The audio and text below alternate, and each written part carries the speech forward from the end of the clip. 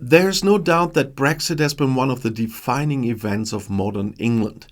The United Kingdom had been a member of a European Committee of Nations, either the EU or the EC, since January 73, but this more than 45-year relationship was brought to a halt on the 31st of January 2020, when the UK officially parted ways with the European Union.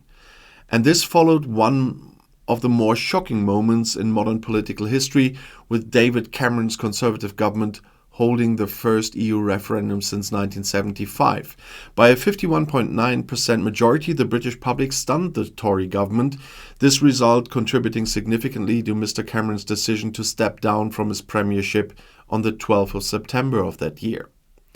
So far, Brexit has had a wide-ranging implications, such as heavily decreased trade relationships, an especially difficult pill to swallow considering the economic obstacle posed by the COVID-19 pandemic, as well as the UK's current cost of living crisis, which has itself led to a huge economic slump.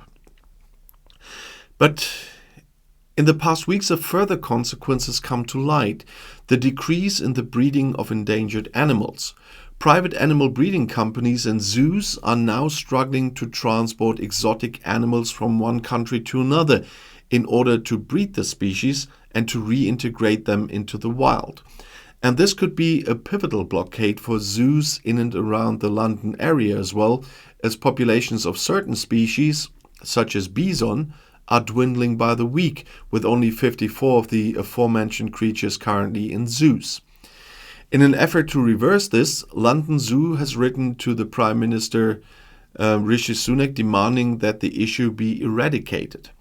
In his letter, both statistical and monetary problems were raised, with 200 animals transferred between the UK and the EU in the year before, compared to over 1,400 prior to Brexit, and a transporting that now brings costs from £1,000 to £8,000. And hundreds of vital species are at risk due to the side effect of Brexit, and immediate cooperation between the UK and the EU may be necessary in order to keep the biodiversity. But the 2016 decision made this really hard, and I will try to get an interview with our zoo's boss, because that's an interesting topic, even affecting us here. But Westminster also says farewell to Britain's second female premier, who was brought down by Conservative Party civil wars over the EU. When she came to office in 2016, Theresa May had everything going good for her: a united party, a supportive electorate, and all the experience and strength of character to make a success of her role as Britain's second female prime minister.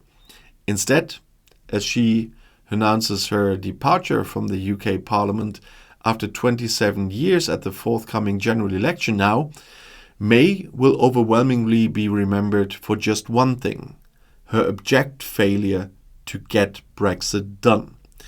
This was the mission she set herself upon entering number 10 in the wake of the 2016 vote to leave the European Union, after being elected unanimously by her party's members of parliament. It was also perhaps the one task she was temporarily ill-equipped to deliver. May herself was largely unaligned in the great schism which had riven her Conservative Party since the war and continues to divide it today. She voted to remain, but came out as such only at the last minute, and she had felt frustration with Brussels during her 6 years as Home Secretary, but on balance felt it would be economically reckless to leave. That meant that she lacked any ideological ballast in the Brexit wars that followed, when the UK Parliament became a chaotic mess of tension and recrimination. Angry MPs repeatedly voted down the deals she painstakingly negotiated with EU leaders, while apparently offering no alternative path through the quagmire. She proved spectacularly unable to resolve the impasse. It was only when May was forced to stand aside for Boris Johnson that Brexit was indeed done in their sense. Brexit is still not done.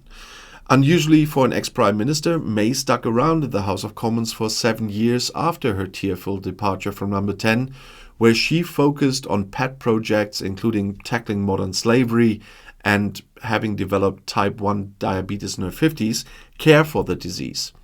She was also something of a thorn in the side of her successors, last year criticizing Rishi Sunak over his climate policies. May received plaudits for the typically traditional and upstanding way she announced her plan to depart at the general election, which will take place this year. And she did that in the pages of a local newspaper in her constituency of Maidenhead. Sunak was among those who paid tribute, saying that May defines what it means to be a public servant.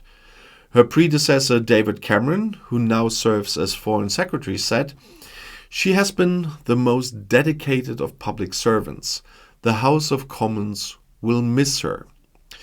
At the outset of her premiership, May's vista appeared promising. As she stood on the steps of Downing Street, she promised to end the burning injustices she felt bedeviled Britain at the start of the new century. She portrayed herself as a smart, meritocratic grammar school girl, in contrast to the empty charm of her Eton-educated predecessor, David Cameron. Unusually for an ex-prime minister, as I said, May stuck around the House of Commons for 7 years after she left. And that is something that was unusual. She had chaffed against Cameron during her 6 years serving him as Home Secretary already. That's an unprecedented tenure in a role which, before and since, has been seen as a poisoned chalice. At the Home Office, she was criticized for introducing a hostile environment for immigrants, a phrase she later said she regretted, but was admired for her staunch outlook in the face of several terrorist attacks. While fellow MPs admired her strength, others found her rigid. Cabinet colleague Ken Clarke was caught on a hot mic describing her as a bloody difficult woman, and she struggled to make allegiances. That's a pattern which came back to haunt her in the Brexit years then. May's strength departed her when she made the fatal mistake of heeding the siren call of those in her party who wanted her to call a general election less than a year into her term of office, in a bid to shore up her majority. Instead, irritated at being dragged back to the polls by internal Tory politics, and spooked by an 11th hour proposal floated by May's advisor Nick Timothy of a root and branch reform of social care, electors denied her one. That left May wounded and vulnerable, lacking the numbers to stave off even the tiniest rebellion. Indeed, she could govern the minority parliament only with the support of Northern Ireland's hardline Democratic Unionist Party, adding an additional headache in her already fraught negotiations with Brussels.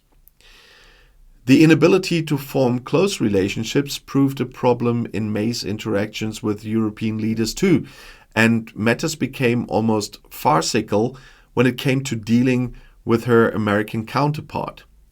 That Donald Trump was the president she was forced to deal with during her time in number 10, and that meant she was denied the cozy relationship most British leaders enjoy with US presidents. Instead, she would be photographed with a rictus grin as this most upstanding of UK premiers struggled to communicate with the wildest American president in history. In one of the more excruciating political videos of all time, Trump held May by the hand as they walked to meet a phalanx of camera crews, to her clear mortification. She laughed off the embarrassment as she did the many indignities that characterized her 3 years in office. The coughing fit that derailed her conference speech, the votes of confidence she lost, the repeated rejections of her best efforts to secure Brexit, and the snubs and jibes from EU leaders. Harder to face, perhaps, was the reality that her ambition to do something with her time in office, to tackle those burning injustices, never came to fruition. The behemoth that was Brexit consumed all her hopes of achieving anything of substance. The inability with the relationship is really something that took her down on all the parts. And as one of the unluckiest prime ministers ever to hold office, she leaves the Commons knowing that her reputation as a decent person may remain intact, but her legacy will forever be tainted by the Brexit wars, and not only hers. But at least she could avoid one thing that the third woman in this office did, bringing the record of being the short time prime minister in history. But if you want to know something else, the next video is right here in the end screen. I'll see you there. I'll be back.